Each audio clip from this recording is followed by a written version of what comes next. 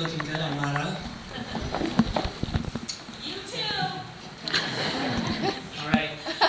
Sam and I are very excited to be here presenting our paper entitled Shifting to Second, the Successful Treatment of Regurgitation with Reinforcement Variety Using Secondary Reinforcers.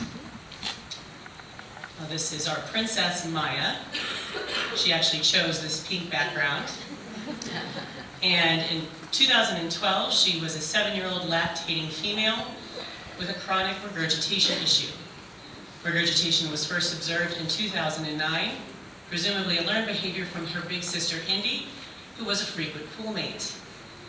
Now, as far as her detrimental side effects, physically she had low weight, tooth decay, stomach ulcerations, and esophageal erosion. Behaviorally, she had no food motivation. Her overall criteria was significantly lower than the rest of our collection, and she had a perpetual lack of interest in all sessions, whether it be shows, guest interactions, or new behavior training. Now, this presented challenges for our staff because there was a lot of pressure to get food into her in order to keep her satiated, but very little acceptable behavior to actually reinforce. Plus, the combination of her lowered criteria and lack of motivation created trainer frustration, which ultimately led to a lot of behavioral breakdown. Previously, she had been medicated with Valium to try and stimulate her appetite. She was also medicated for her stomach issues with Carafate, Cimetidine, and Prilosec due to esophageal reflux causing tissue breakdown. Satiation was proving to be ineffective. So because of her low weight despite satiation and the high caloric demands of nursing her calf, we decided to implement a new behavioral modification treatment plan in July of 2012. So our objective was to shift reinforcement value from primary, specifically food, to dozens of secondaries. We hypothesized that decreasing her motivation to decreasing the value of food would decrease her motivation to regurgitate and improve her behavioral attitude. We also felt confident that having a vast diversity of reinforcers would motivate her to participate. So our methods, in order to maintain consistency, we immediately reduced the number of trainers working her from 12 to 2. We changed our positive reinforcement sequence. We began conditioning dozens and dozens of secondaries. And we began to remove focus from failure. And we designed all of our sessions to be variable and highly unpredictable. Now, we changed our reinforcement sequence so that correct behavior was no longer fed. However, it did still receive a bridge. So our new sequence went correct behavior, bridge, secondary reinforcement, and then primary reinforcement. This was very difficult to retrain ourselves to keep our hands out of the buckets, and fortunately we had this guy around to give us a hand. And here we are.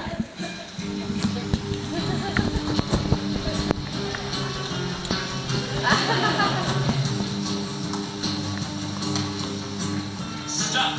Don't feed that animal. I have secondary reinforcement.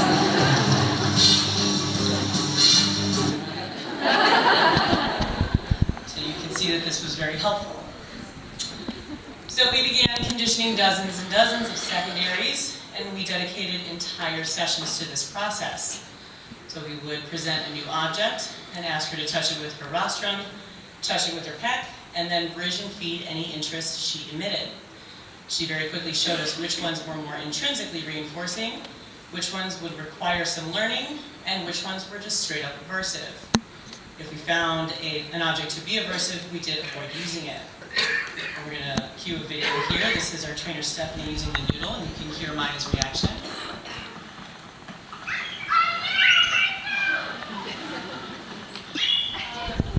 And I'm using the construction cone over the bridge.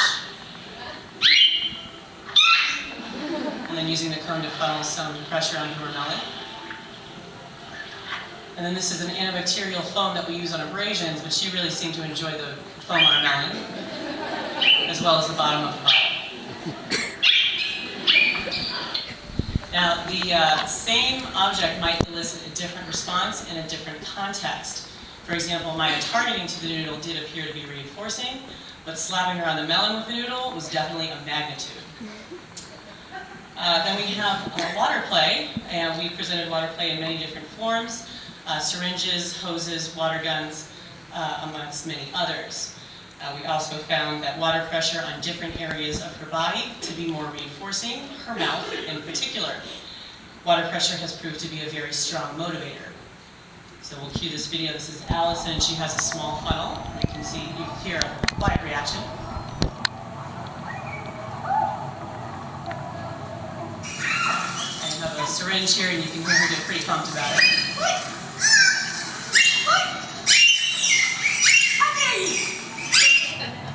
And Allison has a colander that she's using over Maya's flukes. You'll see Maya circle back around.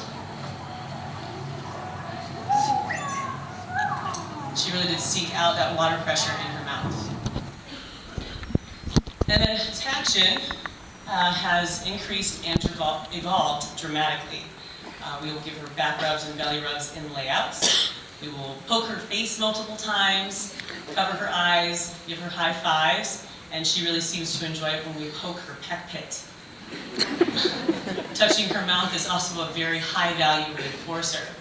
Now, as we have improved our ability to use these reinforcers more efficiently, we relied very heavily on these tactile reinforcers because they have a very high value and they are always available.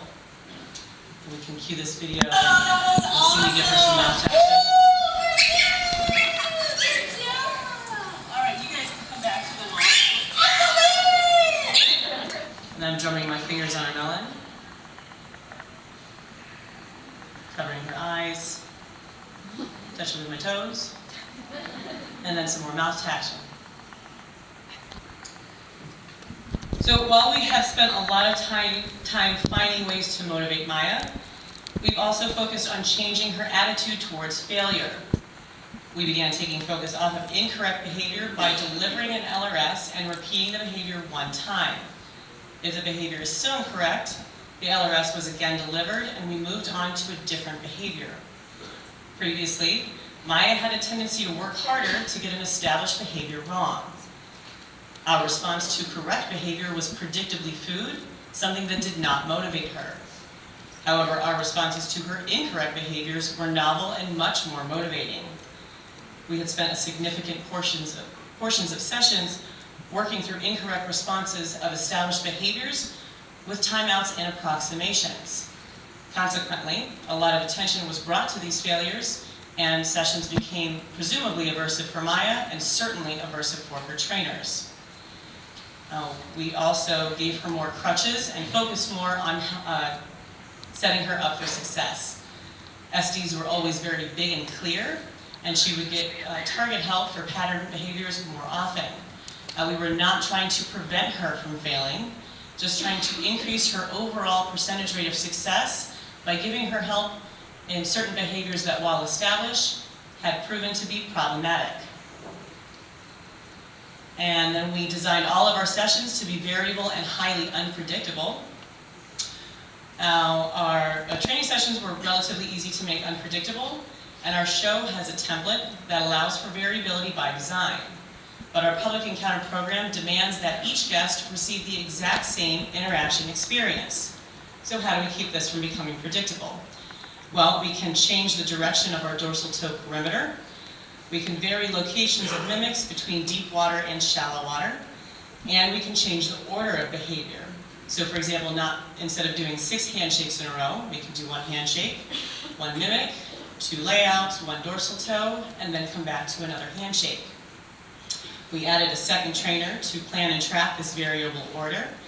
They could also focus on the guest to maintain guest satisfaction, while the primary trainer focused on Maya. This also added more variability with the option of a control change at any point.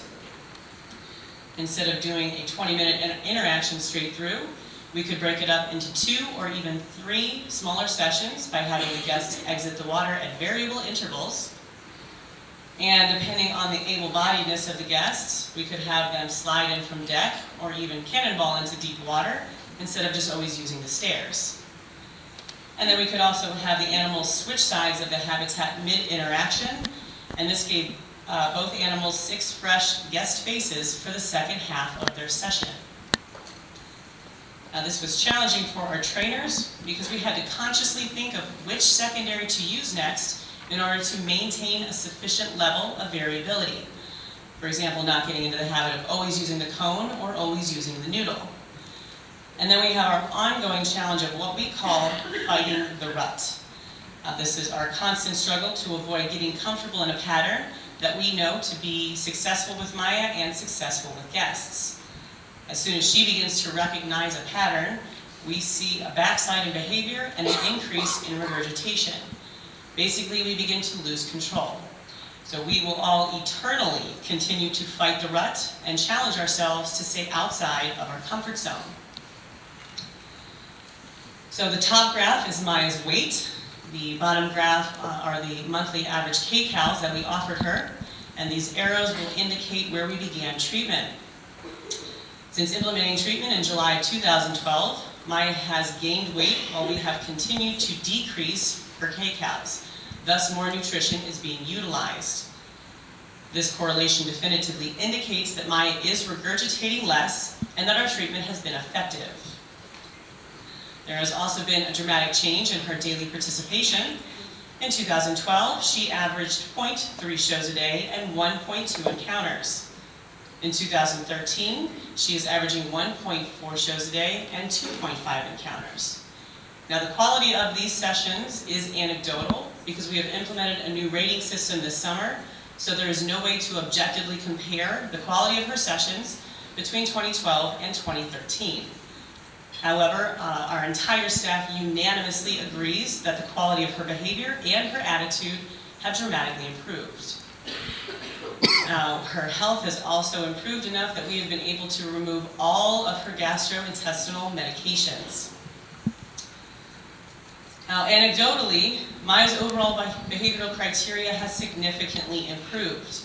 Her bowels are 3 to 4 feet higher, and she now tail walks the entire length of our main show habitat. Even her smaller at-station behaviors like vocals and imitates have greater duration. From high energy to calm attention, Maya's criteria now matches the rest of our collection. We are no longer fish dispensers. This process has changed how our entire staff interacts with our collection. Trainers now focus on which secondaries motivate each individual animal. They spend time sampling and developing new secondaries, and in the process, create stronger relationships. The relationships that have developed between Maya and her trainers have been such a tremendous side effect from this process. We all know her so much better because we spend so much time and energy figuring out what she wants and what makes her tick. We authentically love interacting with Maya. Conversely, Maya appears to genuinely enjoy her trainers when only a year ago she appeared to be completely indifferent. One of our interns asked our owner, Dan Blasco, "Do we have an enrichment budget?" To which Dan answered, "Yes, I call it payroll." We, the trainers, are now the ultimate reinforcement because we bring our dolphins all of these other wonderful things. As Dan would say, we make the sun rise in the east and set in the west for our dolphins. The best part of this process is illustrated in this video. With no food or toys and with almost no bridging, Maya is just stoked to be hanging out with Sam.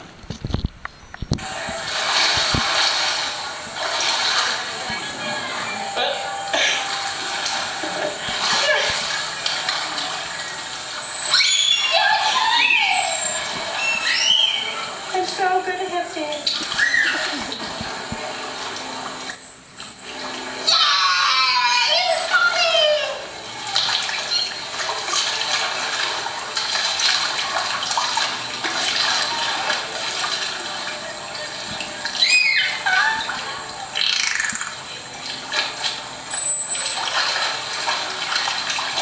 Maya, that's pretty good.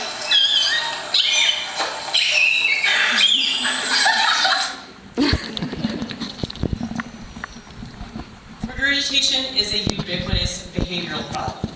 Since each individual's motivation to regurgitate is unique, the likelihood of success is increased if more treatment options are available.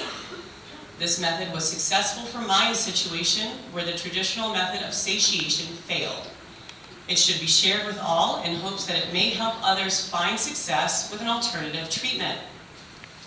We are never done learning. Each animal's motivation is a moving target, so we must be aware and make changes in how we reinforce accordingly. There will always be a new way to reinforce an animal, and with this in mind, we should constantly strive to be creative with our animal interactions. We should all continue to fight the rut for each individual's quality of life, because the health and happiness of our animals are the foundation of everything we do. We would like to say thank you to the animal care and training staff at Gulf World, to our veterinarian, Dr. Staggs, Secret Homes, and the man, Dan Blasco, for giving us all of the guidance and support, and of course, our beautiful girl, Maya. Thank you.